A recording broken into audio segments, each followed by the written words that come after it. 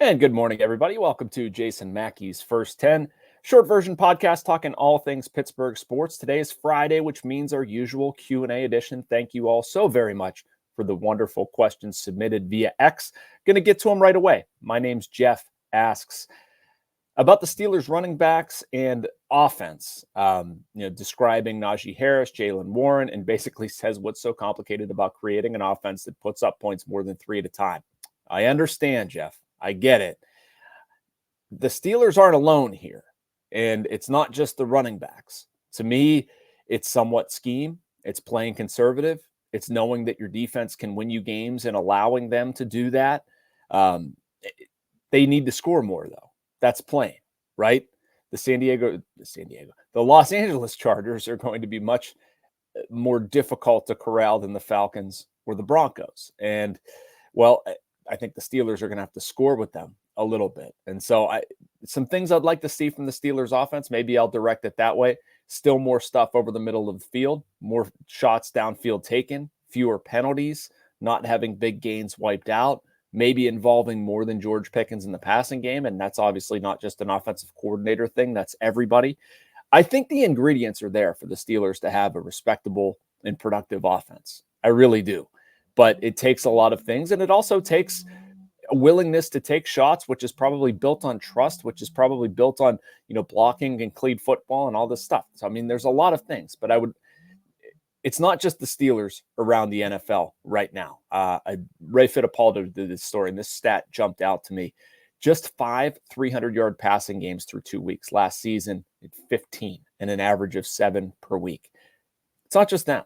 The Chargers have won with Justin Herbert topping out at 144 yards. So, I mean, offenses are not just going up and down the field, crazy 300-yard passing games. So the Steelers need to be better. I certainly understand it. And I know you asked about the running backs too, but to me, they're very much related. Another Steelers question from Darren Evans at Ducky Evans. Is the Steelers front office culture decaying compared to the Colbert years that saw a whole bunch of great stuff? The Con years have been the worst offense the Steelers have had in 20 years. Again, this one's been 2 games. They're 2-0. They're theoretically using a backup quarterback. The rest of the NFL is not scoring. I think just give it time. That's what I'm looking at. I mean, yes, there needs to be more of an urgency to get to the playoffs. They need to have more results with that. I shouldn't say. I mean, the urgency is there. We know they want to. But yes, you need to see a playoff. That's fair. Hasn't been good enough. That's fair. But I think there may have been a little overreaction this week to the offense acting like the rest of the NFL scoring 35, 40 points. They're not. Now, it's going to be a very good test against the Chargers. They may have to outscore them. We'll see. But I don't think it's just, it's not a giant statement on the Omar Khan regime or something like that. I've frankly liked what Omar Khan and his staff have done. It's just, you're going to have to score more points. I think they're aware. I think we're all aware. So we'll see. Ongo Gablogian. I am really sorry if I butchered that one, but does Crosby's extension open up anything for the Penguins to give him one more run at a cup? You ask a very good question, something that I've been pondering myself. Crosby took less, right? Or he took the same amount. And I mean, Sid's the most unselfish, greatest player in that regard in pro sports. It's nuts what he's done and what he's put on the table. But what can the Penguins do with that money? That's a confounding one for me, because it's not like they're suddenly going to have a whole bunch of money coming off the books after this year and they're going to say, ooh, we've got $20 million to spend or something like that. They're still largely locked into the same contract structure. Now, they have guys on 1-year deals, prove-it deals. They're going to be able to, free themselves up with some money. But the Penguins, and I think they know this, aren't necessarily able to spend their way out of trouble. They're going to have to do it with individual player performance. They're going to have to do it with young guys. So I think what Crosby's extension maybe enables them to do, retain a guy like Marcus Pettersson. That might be one, or not have to make a move that makes the team worse by trading away a contract just to get salary cap relief. That's probably more of what I'm looking at. All right. We got some baseball questions, some really good baseball questions on the other side of this. Going to take a short break, and we'll be back with those right after a message from the Bradenton Area Convention and Visitors Bureau. Embrace the laid-back charm of island life while sinking your toes in the sand and discovering real, authentic Florida in the Bradenton area. Unspoiled beauty and pristine beaches, a vibrant waterfront downtown energized by local arts and culture, fresh Floridian cuisine with a flourish of rich history, and friendly locals ready to welcome you to this preserved paradise on Florida's Gulf Coast. Plan your visit today at BradentonGulfIslands.com.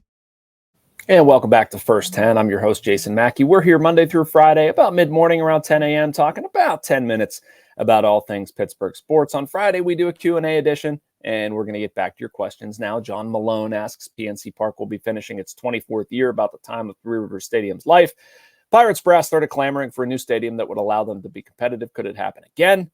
I don't see that happening. I think the Pirates are very happy with PNC Park. I don't know how you could. I mean, you might be trying to improve it. They're always trying to improve it. I don't think that's ever going to stop, but I don't see the Pirates playing anywhere else besides PNC Park. I don't think that's the problem. The Pirates have a lot of problems right now. The stadium they play in, or the money that they, spend on it, derive from it, that whole thing, I don't think is the big issue. And frankly, one of the things they're trying to do, and our Mark Belko has written about this, is buy up land, transition land, use things around the ballpark to their benefit. And that's a trend that you've seen throughout Major League Baseball. Look in Atlanta and the Battery area, Wrigleyville, around Wrigley Field. A lot of teams own that land and profit off of it, which the Pirates should do. I mean, it's a great area. It's a great way to make money. It's a great way, the idea is repurposing it into the ball club. And so that's what you want to see more of. But I don't think moving PNC Park accomplishes those goals. I don't think they're interested. Zach Kaufman asks, even if Bob Nutting fires the whole front office, what gives fans any hope the next hires will be any better? I guess he, quote, almost made the right decision when Matt Arnold was a finalist back in 2019. Zach, some real good points, man. Some really good points. Joe Starkey wrote about this yesterday. I thought it was fantastic, comparing the Pirates to the Milwaukee Brewers. And I told Joe as much. I thought it was one of his best columns recently. It was very smart. Think back to 2019. Matt Arnold was a finalist. It was Matt Arnold or Ben Cherington. And the Pirates could have gone that direction. And look at what Matt Arnold has done in Milwaukee. He's kept the machine humming. I mean, they spend more than the Pirates. The Pirates should be able to spend the same as the Milwaukee Brewers, you would think, based on market size and all that stuff, and they haven't. And it's not just about spending either. The Milwaukee Brewers have made better signings. And Joe pointed out Jackson Chourio.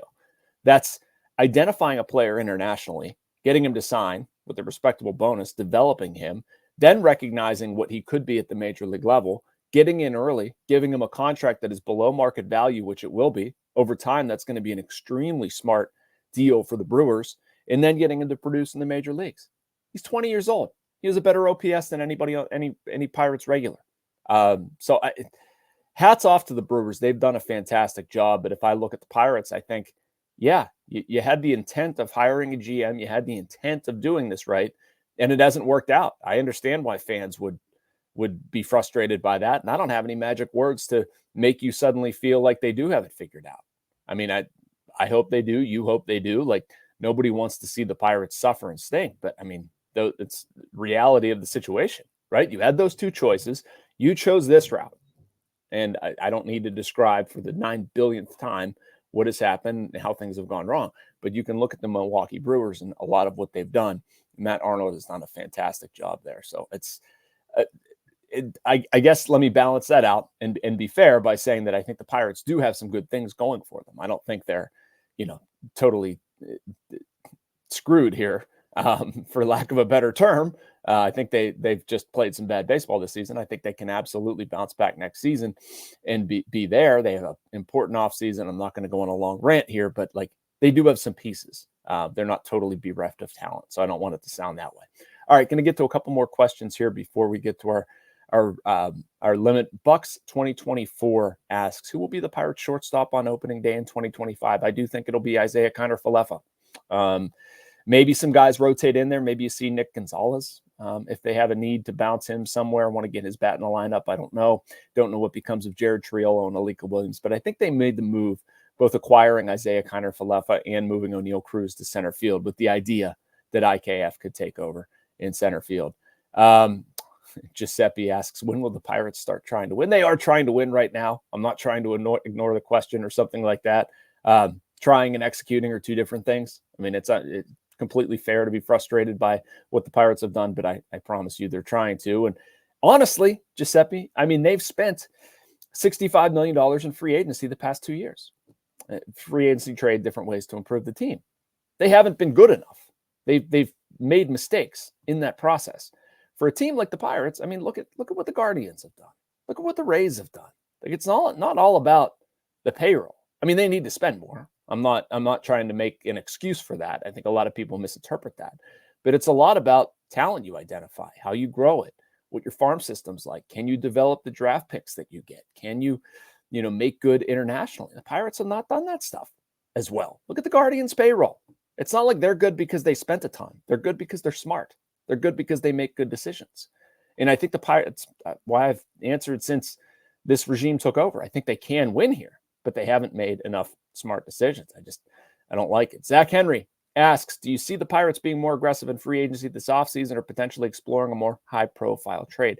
I wouldn't explore a high-profile trade, Zach. And I don't know if I say high-profile trade, probably the Pirates would be having to trade away pitching talent, prospects, that sort of thing. And I don't like that. Again, they've spent rough numbers here, but between 30 and 35 million the past two off seasons. I would imagine with where they're at, that needs to be a starting point, if not a finishing point. So you give me 30, $35 million. I look at what holes I'm trying to fill, what needs I need to address. You need a bat, right? You need a bat. Let's start with that. Could be at first base. If Brian Reynolds, the first base, becomes a thing, maybe it becomes in the outfield. That's fine. I'd have some flexibility with that, but you need to spend a significant amount of money on a bat. And I don't mean like a $2.5-3.5 million, spackle job over something like, a legit middle of the order. I wonder not at all about whether this man is going to produce type of thing. You could also argue, and it would be a good argument, that the bullpen needs a lot of help. So, okay, you buy your bat, maybe even two bullpen pieces at this point. I'd have no problem with that if they spent on the bullpen. And I think Andrew McCutchen needs to come back. But can you get all that stuff done for under $35 million? Yeah, you should be able to. You absolutely should be able to get that stuff done. So we'll see if they do. Jared Catherine asks, are this year's bullpen woes being chalked up to bad luck health-wise, or will they look to retool the bullpen in 2025? I think they'll look to retool the bullpen in 2025. I think you're going to see some fairly significant changes out there. I think you need to see some significant changes. Some guys' contracts are up too. I believe Jalen Beeks is up, Aroldis Chapman's up. I don't know what you do with David Bednar. Right now, it doesn't look good about installing him in the closer's role. I also think that he's going through a whole bunch of work, whether we want to talk about pitch tipping, execution of his fastball, consistency of mechanics, etc. There's a lot going on there. What happens with Majinski? Is Nicholas going to be healthy?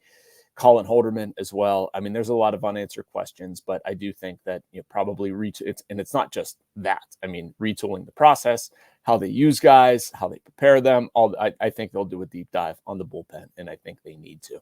All right, everybody, thanks so much for tuning in. Always appreciate these Friday editions. I wish I could have gotten to more questions. There were so many great ones asked. Really, really appreciate it. Hope you enjoy the weekend. Pitt, Youngstown State on Saturday, Steelers, Chargers on Sunday. Can't wait for both of those. We will be back like we always are about 10 a.m. on Monday morning to recap all of that. Make sure you like and subscribe. You can get this video and much more from our Post-Gazette writers and reporters. And thank you for watching First 10.